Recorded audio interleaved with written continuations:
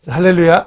자, 오늘은 다윗의 믿음 세 번째로 왕이 된 다윗의 믿음에 대해서 함께 은혜를 나누는 시간을 갖기로 하겠습니다. 자, 드디어 다윗이 왕이 되었습니다. 오랜 시간 동안 사울에게 쫓겨다니면서 힘들고 어려웠던 상황 속에서도 하나님을 끝까지 바라보며 살았던 다윗이 드디어 왕이 되었습니다. 그런데 이 소식을 블레셋 사람들이 듣고서 다윗을 잡으려고 쳐들어왔습니다. 그래서 다윗은 이 블레셋 사람들과 전쟁을 하기 위해서 드바임 골짜기로 나아갔지요. 자, 다윗은 그 전에 장군으로서 블레셋과 여러 번 싸웠던 경험이 있는 사람입니다. 그런데 이제는 왕이 되었기 때문에 왕으로서 블레셋과의 전쟁을 앞둔 다윗은 과연 하나님 앞에 어떠한 믿음으로 나아갔을까요? 자, 오늘 본문인 역대상 14장을 중심으로 한번 살펴보기로 하겠습니다. 자, 왕이 된 다윗의 믿음은 보면 하나님의 뜻을 묻고 그 뜻에 순종하는 믿음입니다.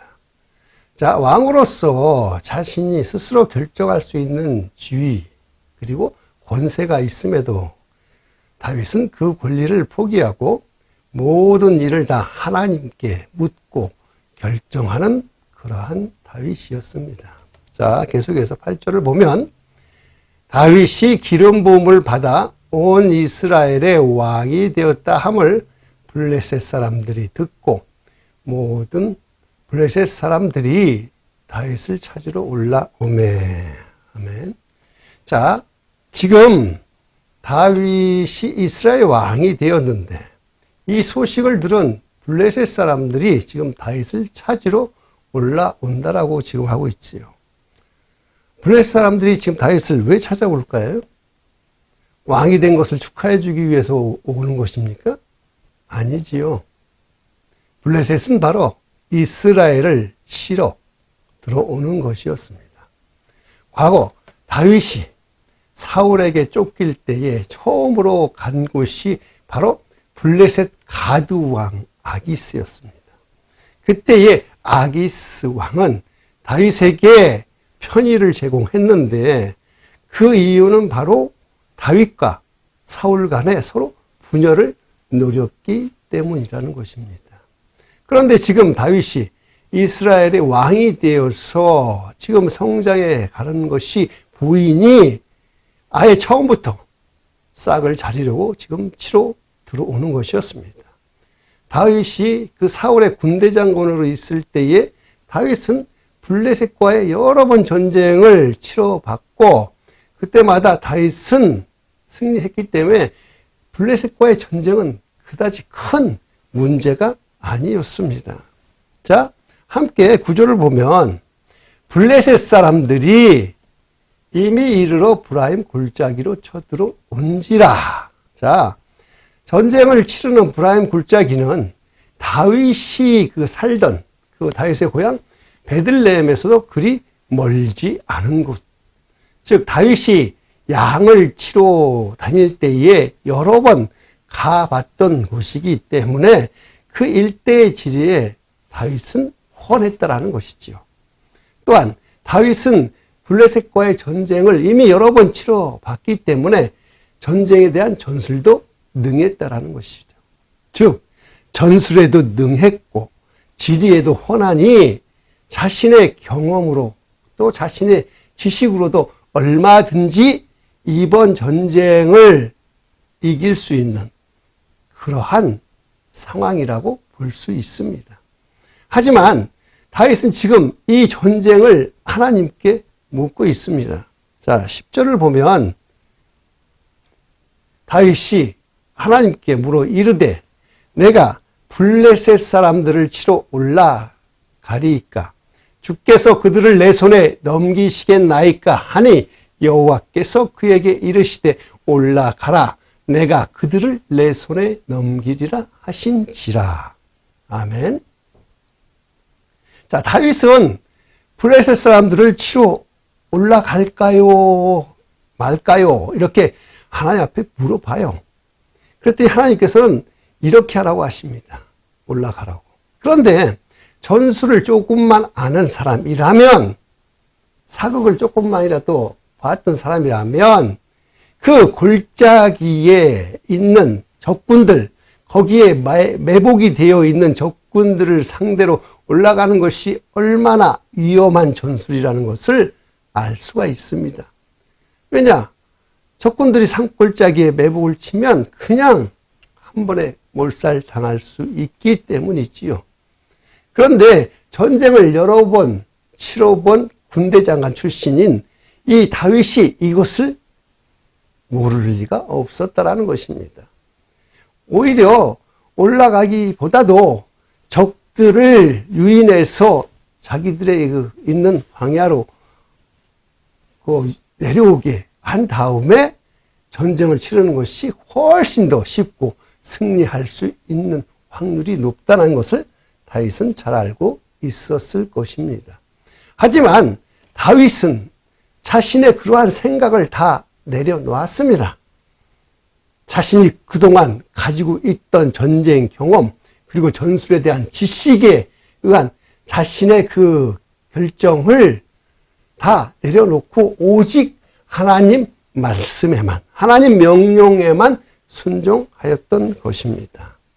자, 계속해서 13절을 보면 블레셋 사람들이 다시 골짜기로 침범한지라. 자, 블레셋 사람들이 지금 전쟁에서 한번 졌고 다시 또 같은 곳으로 쳐들어왔다라는 것이에요. 그렇다면 보통 사람들은 과거에 승리했던 그대로 다시 전쟁을 치르는 것이 상식이지요. 그런데 다윗은 여기에 다시 한번 하나님께 이 전쟁에 대해서 묻고 있습니다. 자, 14절을 보면 다윗이 또 하나님께 묻자온데 하나님이 이르시되 마주 올라가지 말고 그 뒤로 돌아 뽕나무 숲을 맞은편에서 그들을 기습하되. 자, 다윗은 하나님 앞에 다시 물었을 때에 하나님은 이렇게 이야기했어요. 지난번처럼 이제는 마주쳐서 올라가지 말고 그들 뒤로 돌아가서 그 뽕나무 숲을 맞은편에서 기습을 하라라고 이렇게 전술까지 다윗에게 말씀해 주셨다는 것입니다. 다윗은 하나님께 왜 이번에는 지난번과 같은 장소요, 또 같은 지역인데 왜 다른 방법으로 치러야 합니까? 라고 물어보지 않았습니다. 하지만 물어볼 수도 있었겠죠. 하지만 다윗은 아무 말 없이 그저 하나님의 말씀에만 순종했다라는 것입니다. 자, 이제 그 결과는 어떻게 되었을까요? 17절을 보면 다윗의 명성이 온 세상에 퍼졌고 여호와께서 모든 이방 민족으로 그를 두렵게 하게 하셨더라. 아멘. 자, 지금까지 이스라엘은 늘 주변 국가로부터 위협을 받아왔던 아주 약소 국가에 불과했어요. 하지만 이제 다윗이 왕이 된 이스라엘은 더 이상의 약소 국가가 아니라는 것입니다. 왜냐하면 이제 이스라엘은 다윗이 왕인 것처럼 보이지만 실제적인 왕은 다윗이 아니라 하나님이시기 때문입니다. 이것이 진정한 신정 국가가 된 것이지요. 그렇기 때문에 다윗은 왕이지만 매사를 하나님께 묻고 또 묻습니다. 이러니 다윗의 전쟁에 패배란 있을 수가 없다라는 것이죠. 전쟁에 능하신 하나님께서 모든 지략과 전략과 방법을 다 가르쳐 주시는데 어찌 그 전쟁에 실패가 있겠습니까? 그것은 바로 하나님에 대한 무한한 믿음이 있었기 때문입니다. 이것이 왕으로서 이스라엘, 이스라엘은 하나님이 다스린다라는 것을 온 이스라엘과 이방 국가에 알리는 것이라기 때문이지요. 이것은 분명히 과거 사울 왕과는 달랐습니다. 자신의 경험과 지식에 의해 결정하는 사울 왕과는 다르게 다윗은 모든 결정을 왕인 자신이 하는 것이 아니라 오직 하나님께 묻고 하나님의 뜻에 따라서 결정하는 진정한 신정 국가를 만들어 간 것이기 때문입니다. 이것이 왜 중요했을까요? 그것은 성경에 그 답이 나와 있습니다. 자, 사무엘상 15절을 보면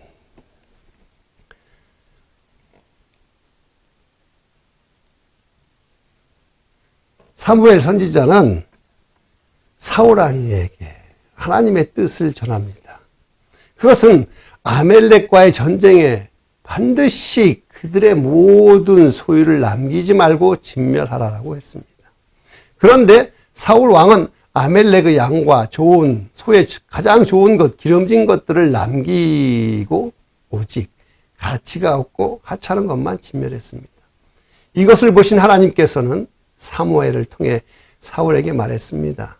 내가 사울을 왕으로 세운 것을 후회하신다고 말입니다. 그런데 사울은 사무엘에게 이렇게 말하지요.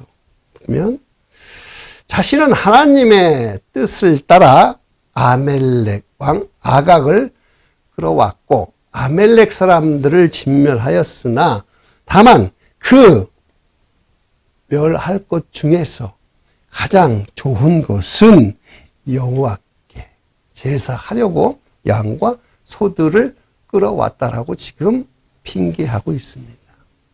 여기서 우리가 짚고 넘어가야 할 것이 있습니다. 그것은 하나님을 위한다고 하면서 하나님의 뜻을 어기는 것이 과연 이것이 하나님에 대한 순종일까요? 순종하는 척 하면서 불순종하는 것, 그것은 그 마음 중심의 하나님을 사랑하는 마음보다 자신을 사랑하는 마음이 더 크기 때문입니다.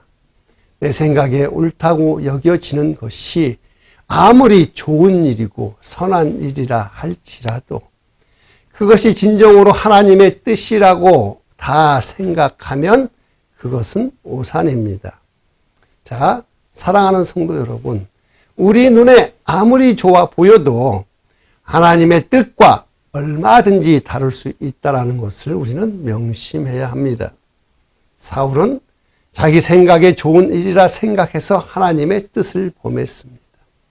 하지만 다윗은 자신이 왕으로 스스로 결정할 수 있는 자리에 있었어도 하나님께 그 뜻을 묻지 않고는 절대로 결정하지 않았고 또한 아무리 자신의 뜻이 옳다 하여도 그것이 하나님의 뜻이 아니라면 하지 않았습니다. 이것은 왕이 된 다윗의 믿음 첫 번째입니다. 자, 그러면 이제 두 번째, 왕이 된 다윗이 보여준 믿음, 그것은 우상을 불태워 버리는 믿음입니다. 이방의 왕들과 이스라엘의 많은 왕들은 우상을 통해 백성을 다스리는 통치 수단으로 삼고자 우상에게 절했지만 다윗은 우상에게 절하지 않고 오히려 다 불태워 버렸다라는 것이지. 자, 아멘. 자, 계속해서 12절을 보면 블레셋 사람이 그들의 우상을 그곳에 버렸으므로 다윗이 명령하여 불에 사르느니라. 아멘. 블레셋 사람이 그들의 우상을 그곳에 버렸으므로 다윗이 명령하여 불에 사르니라. 블레셋은 다윗에게 패할 때에 그들이 가지고 있던 우상을 버리고 다 도망을 쳐버렸습니다. 그래서 다윗은 그 우상을 불에 태워버렸다고 합니다. 그렇다면 왜 블레셋은 전쟁터에 자신들의 우상을 가지고 왔을까요? 그것은 우상의 힘을 빌어서라도 전쟁에 승리하겠다라고 하는 생각에서 시작된 것이죠. 그런데 이러한 생각을 과연 블레셋 사람들만 했을까요? 아니죠. 과거 이스라엘도 블레셋과의 전쟁에서 하나님의 법궤를 빼앗긴 적이 있었습니다. 자, 사무엘상 4장을 보면요. 블레셋과 전쟁을 하는데 전쟁에서 불리하여지자 이스라엘의 장로들이 실로에 있는 하나님의 법궤를 가져와서 함께 이 전쟁을 치르면 하나님께서 이스라엘을 도와주실 것이라고 생각해서 실로에 사람을 보내가지고 법궤를 보내달라고 했습니다. 그래서 당시 제사장인 엘리의 그 두 아들 홈니와 비느하스가 하나님의 언약궤를 가지고 전쟁터로 왔었습니다. 블레셋이 자신들의 우상을 데리고 와서 전쟁을 이기게 하려고 빈 것이나 이스라엘 백성들이 하나님의 법궤를 가지고 와서 전쟁을 이기게 해달라고 하나님께 빈 것이나 마찬가지였다는 것이죠. 물론 블레셋의 우상은 가짜 신이라 힘은 없어요. 하지만 하나님의 법궤가 진짜 하나님이시라 하더라도, 하나님이 거하시는 곳이라 하더라도 당연히 하나님께서는 가짜 신보다 진짜 신이니까 이기게 해줄 수 있는 힘과 능력이 있겠죠. 하지만 그 전쟁의 결과는 어떻게 되었나요? 자, 한번 봅시다. 사무엘상 4장 10절. 블레셋 사람들이 쳤더니 이스라엘이 패하여 각기 장막으로 도망하였고 살육이 힘이 커서 이스라엘 보병에 엎드러진 자가 3만 명이었으며 하나님의 궤는 빼앗겼고 엘리의 두 아들 홈니와 비느하스는 죽임을 당하였더라. 아멘. 자, 지금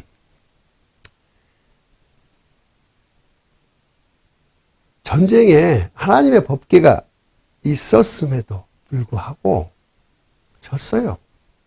그리고 하나님의 궤는 빼앗겼고 그 궤를 가지고 왔던 당시 엘리의 두 아들 홈니와 비느하스는 죽임을 당했습니다. 그러자 블레셋 사람들은 그 법궤를 들고 자기네 나라로 가서 자신들의 신당에다 하나님의 법궤를 옮겨버렸습니다. 그렇다면 우리는 여기서 한번 생각을 해봅시다. 이스라엘 백성들에게 하나님의 법궤는 어떠한 의미로 다가왔을까요? 실로에서 하나님의 법궤가 도착하자 이스라엘 백성들은 어떤 반응을 보였습니까? 자, 4장 5절을 보면요. 여호와의 언약궤가 진영에 들어올 때에 온 이스라엘이 큰 소리로 외치며 땅이 울린지라.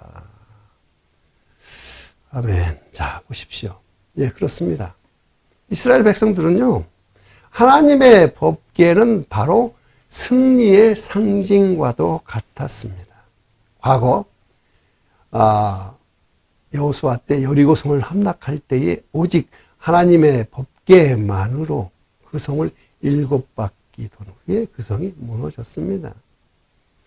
하나님의 법궤는 지금 전쟁에서 다 죽어가는 싸움을 한 방에 승리할 수 있는 가장 강한 수단, 신의 한 수라고 그들은 생각했던 것이죠. 하지만 결과는 아까도 얘기했지만 전쟁은 지고 가져온 사람은 죽었습니다. 아무리 하나님의 법궤가 이스라엘 진영에 있다고 해도 그들은 전쟁에서 패하고 가져온 사람은 다 죽었는데 여기서 우리가 깨달아야 할 아주 중요한 것이 있어요. 그것은 뭐냐? 아무리 하나님의 법궤라 할지라도 그것을 블레셋의 우상처럼 똑같이 사용한다면 하나님의 법궤는 아무런 힘도 능력도 없어진다라는 것이지요. 하나님의 법궤가 우상이 되어버리면 하나님의 법궤도 더 이상 거룩하지 않아요. 자, 우리의 삶 속에 스며든 우상들을 우리는 너무도 많이 가지고 있습니다. 그것은 돈일 수도 있고 또한 자녀일 수도 있고 또 내가 믿고 의지하는 어떠한 사람일 수도 있습니다. 또한 내가 성공할 수 있다라는 자신의 그 신념이나 사상, 이상 그리고 지나친 그것에 대한 집착과 고집일 수도 있는데 그것을 통해 자신이 우상처럼 생각하면 그것이 우상이에요. 그런데 지금 다윗은 블레셋의 우상들을 다 불태워 버리고 있습니다. 그것은 다윗이 우상은 아무런 힘이 없다라는 것을 잘 알고 있기 때문입니다. 특히 왕으로서 우상을 불태워 버리는 이러한 모습은 과거나 이방의 왕들은 우상을 통해서 백성들을 통치하려고 했던 그러한 모습과는 전혀 다르죠. 이는 오직 하나님만을 전적으로 믿고 의지하는 다윗에게만 보여지는 믿음이었다라는 것이지요. 실제로 그러한 다윗의 모습을 통해서 우리는 깨달아야 되는 것은 왜 이스라엘 백성들이 그렇게 하나님이 싫어하는 걸 알면서도 왜 하나님을 버리고 우상을 섬겼을까 하는 것입니다. 그것은 우상은 섬기는 것이 쉬워 보이고 또 하나님은 섬기는 것이 어려웠기 때문입니다.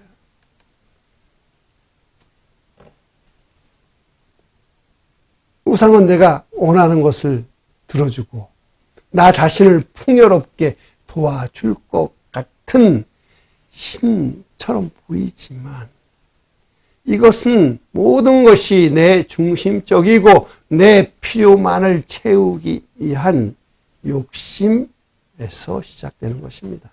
이것을 성경은 탐심이라고 합니다. 자, 골로새서 3장 5절을 보면 그러므로 땅에 있는 지체를 죽이라.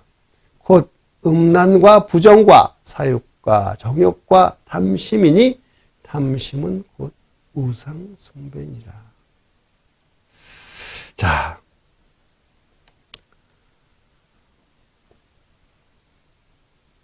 지금 하나님은 우상처럼 자신들의 필요를 그렇게 채워주지 않아요. 하나님은 오히려 우리들에게, 사람들에게 요구하는 것이 너무도 많았어요.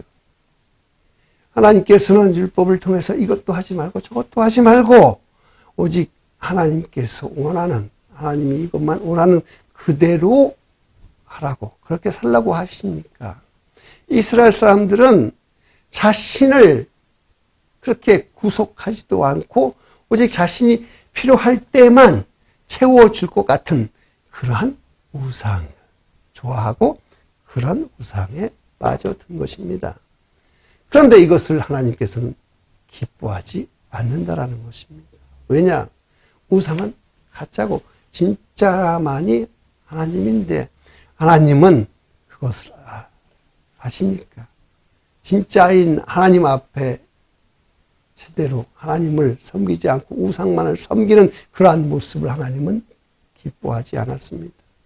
그래서 우리는요, 우리 사랑하는 성도님 여러분, 나의 욕망을 채우기 위해서 하나님을 찾지 말고 오직 하나님의 뜻과 하나님의 말씀을 따르기 위해서 다윗처럼 내 안에 있는 그런 우상들, 우상의 자리에 있는 나의 모든 욕심들을 다 불태워 버리기를 원합니다.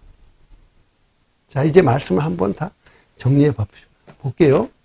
자, 다윗은 왕이기 때문에 무엇이든 자신이 결정할 수가 있었습니다.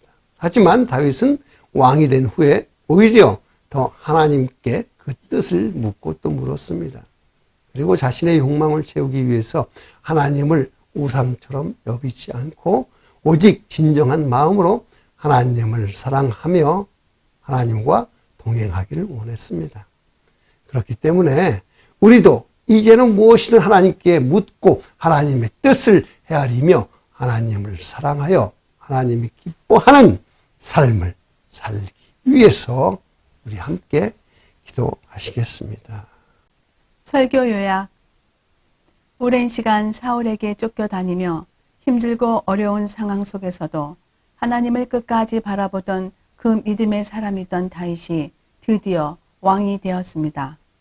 이제 왕이 된 다윗은 그동안 자신이 지켜왔던 믿음보다 더 큰 믿음으로 하나님께 나아갑니다.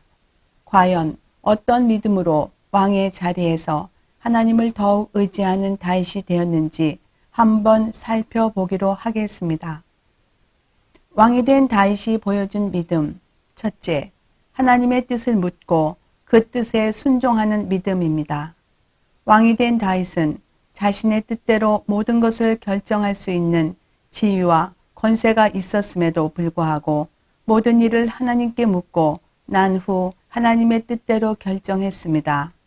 둘째, 우상을 불태워 버리는 믿음입니다. 이방의 많은 왕들과 이스라엘의 많은 왕들은 우상을 통해 백성들을 통치하는 수단으로 삼았지만 다윗은 오직 하나님만을 의지하며 우상에게 절하지 않고 다 불태워 버렸습니다. 적용. 다윗은 왕의 위치에 있으면서도 스스로 모든 일을 결정하지 않고 모든 일을 다 하나님께 묻고 하나님의 뜻에 따라 결정했습니다. 그리고 자신의 욕망을 채우기 위해 우상에게 절하지 않았으며 또한 하나님을 우상처럼 여기지 않고 오직 진정한 마음으로 하나님의 사랑하며 교제했기에 하나님의 마음에 합한 자가 되었습니다. 우리도 다윗처럼 나의 자유의지를 내려놓고 하나님을 진정으로 사랑하여 하나님과 동행하는 믿음의 사람이 됩시다.